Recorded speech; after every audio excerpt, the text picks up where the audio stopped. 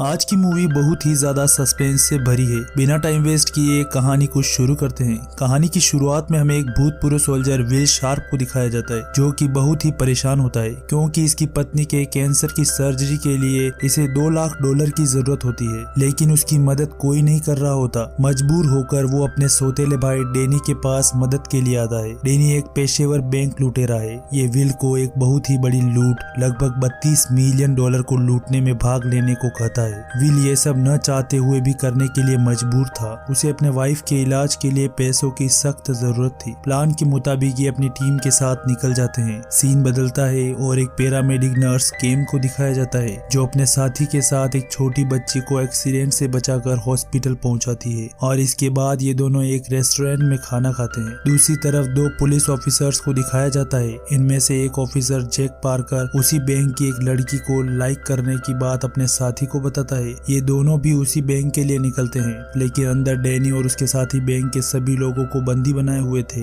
Jack Parker को लगता है कि मेंटेनेंस की वजह से बैंक को बंद कर रखा है, लेकिन फिर भी वो बैंक के गेट पर आता है। यहाँ उसे डैनी मिलता है। डैनी उसे वेट करने को कहता है, लेकिन जैक कहता है कि मुझे कुछ काम नहीं है, मैं सिर्फ एक लड़की से बात करने आया हूँ। डैनी उसे अंदर आने देता है, लेकिन डैनी चौकन्ना हो जाता है। जैसे ही जैक को कुछ शक होता है, डैनी उसे गन दिखाकर किडनैप कर लेता है। बाहर उसका साथी इंतजार में था। उसे शक होता है और वो डैनी के आदमियों पर गोलीबारी शुरू कर देता है। कुछ ही देर बाद स्पेशल फोर्स SIS आ जाती है और डैनी के सभी साथियों को मार गिराती है और कुछ को गिरफ्तार कर लेती है। डैनी और विल जैक को साथ लेकर दूसरे रास्ते से निकलने की कोशिश में लगे होते हैं। तभी जैक और डैनी की हाथापाई में विल उसे अनजाने में गोली मार देता है और जैक जख्मी हो जाता है और ये यहाँ से निकल जाते हैं। इधर जैक का साथी उसके पास आता है और उसे केम की एम्बुलेंस में रवाना करता है, लेकिन डैनी और विल भागने के लिए इसी एम्बुलेंस को किडनैप कर लेते हैं। इसी में पैरामेडिक केम होती है, जो कि जैक का इलाज कर रही होती है। अब विल पुलिस से बचने के लिए एम्बुलेंस को एक सुनसान गली में छिपाता है और यहीं पर केम भागने की कोशिश करती है, लेकिन डैनी उसे रोक लेता है। इधर स्पेशल फोर्स SIS का कप्तान मुनरो इनका पीछा कर रहा होता है और अपने हेलीकॉप्टरों को तैनात कर देता है। केम जैक के इलाज के लिए डैनी की मदद लेती है। इसके अलावा विल जैक को बचाने के लिए अपना खून तक देता है। डैनी अपने अपराधी रहे पिता के एक दोस्त को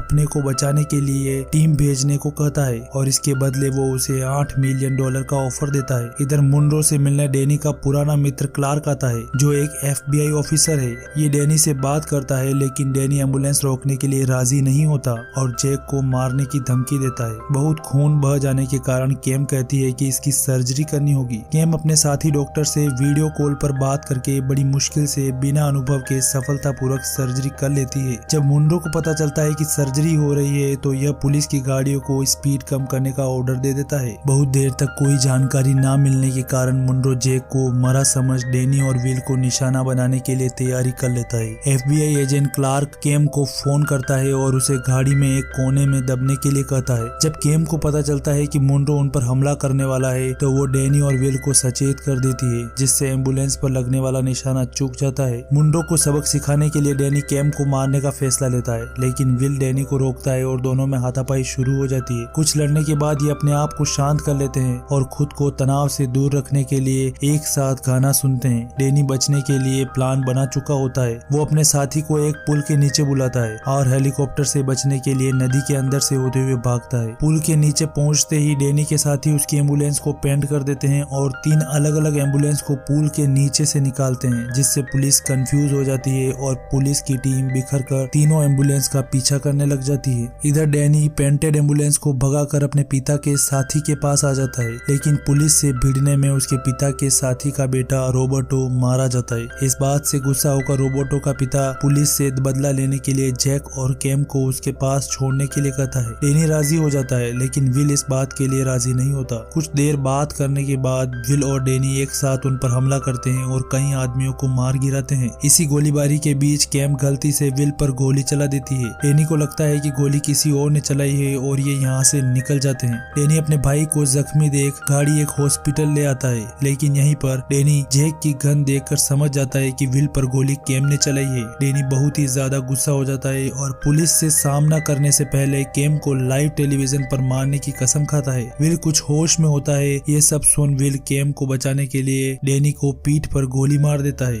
अंत में डैनी विल से यह सब होने के लिए माफी मांग मांगता है और मर जाता है। पुलिस जख्मी विल को गिरफ्तार करती है और उसे सर्जरी के लिए अंदर ले आती है। केम चुपके से कुछ पैसे विल की पत्नी एमी को उसकी सर्जरी के लिए देती है और जब जैक से पूछताछ की जाती है तो वो बताता है कि विल ने उसकी जान बचाई। और यहीं पर मूवी खत्म हो जाती है। वीडियो पसंद आए तो लाइक, शेयर और सब्सक्राइब जरूर करें।